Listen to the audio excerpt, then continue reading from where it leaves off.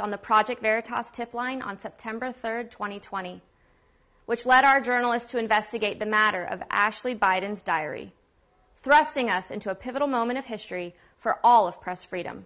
Hi there, I'm calling from Florida. My family, their friend who owns a house down here in Palm Beach, was renting it out. I don't know how, but this is a while back. But anyway, a new renter moved in, and Ashley Biden was staying in this room, and they found her diary, all of her clothes, luggage, pills.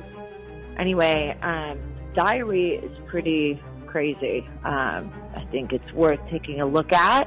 It's not a joke. It's real. And I'd love to get it into your hands. After years of public speculation and internal deliberation, we are finally releasing our conversation with Ashley Biden about her diary and other possessions. They were abandoned and later offered to Project Veritas. Hi, is this Ashley Biden? This is she. How are you? I'm doing well.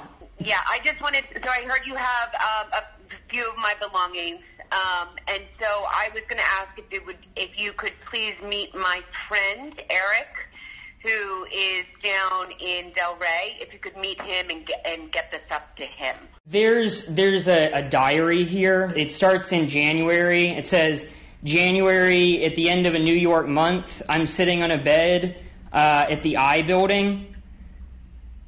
Yeah, so if you could just give everything that you have to Eric, that would be really great. I don't want to give this to the wrong person. I mean, I want to make sure... At this point, and I don't mean to...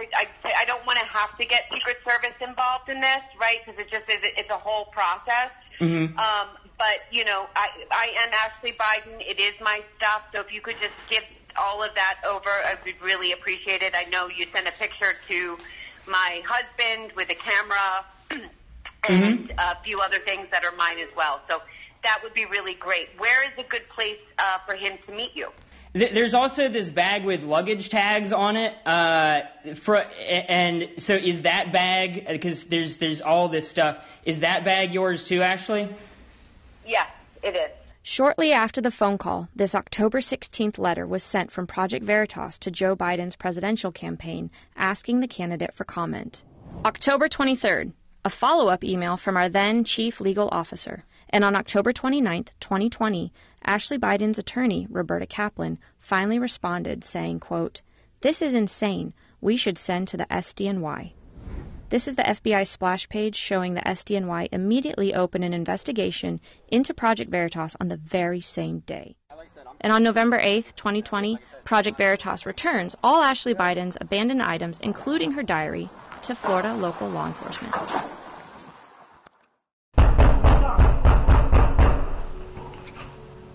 You're watching Pre-Dawn Raids by the FBI on 3 Project Veritas journalists. They took place on November 4th and November 6th of 2021. I'm sorry, so what is this regarding? This is a search warrant. Just open up. Let me see your hand. My hand's up. No, what I'm trying to say here is within your right to. Just once again, for our safety for yours, we're going to have to sit with you. Yeah. You do not have to speak to them. You're not being detained. All right.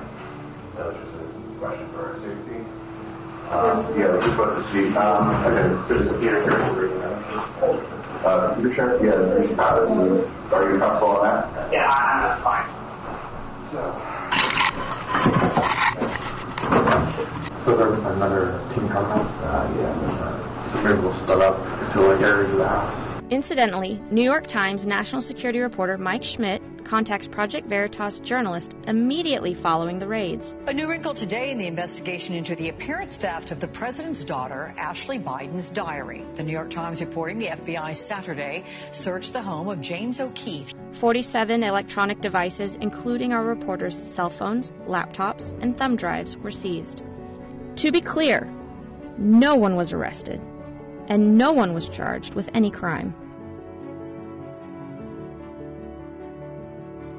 Project Veritas obtained documents showing the SDNY was spying on our journalists well before the FBI raids on our homes in November 2021.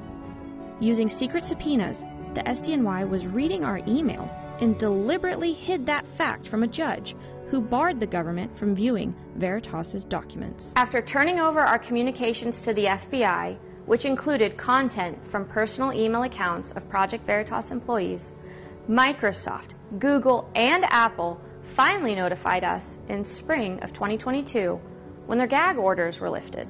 Nearly 2 years after these raids, the legal battle for Project Veritas to defend First Amendment rights rages on. To date, we have spent millions of dollars defending these former Project Veritas journalists. We continue to provide representation to all of them. This fight is to protect all journalists from government overreach. If the Department of Justice continues to go unchecked, then our reality of unconstitutional raids, intimidation, and secret subpoenas will cripple any journalist daring to engage in actual journalism. Among the evidence we found of the DOJ trampling on our rights as journalists includes politically motivated spying into journalist news-gathering activities, disparate treatment of the press by the Trump DOJ and the Biden DOJ, evidence that the DOJ plays favorites with press entities, including the New York Times. Under the Biden DOJ, Project Veritas received no warnings about the secret subpoenas and search warrants of journalists' devices, both personal and professional. Meanwhile, in a similar case, the DOJ allowed Google to alert the New York Times they were coming for email accounts of 4 Times reporters. This allowed the attorneys for the Times to fight the demands for journalists' emails. Eventually, the DOJ dropped their demands. Just last month, we learned that the Biden Justice Department targeted Project Veritas, a news organization specializing in undercover journalism. Project Veritas was subjected to an extensive investigation by the FBI, including having its emails seized on Microsoft servers. We should all support this legislation and important protections it provides for journalists. There's a reason why the founders chose to enshrine freedom of the press in the First Amendment to the Constitution.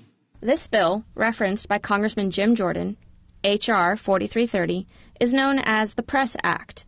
It protects reporters' First Amendment rights. Liberty depends on freedom of the press, whether it's Tucker Carlson, James O'Keefe, Glenn Greenwald, Cheryl Atkinson, or Bob Woodward.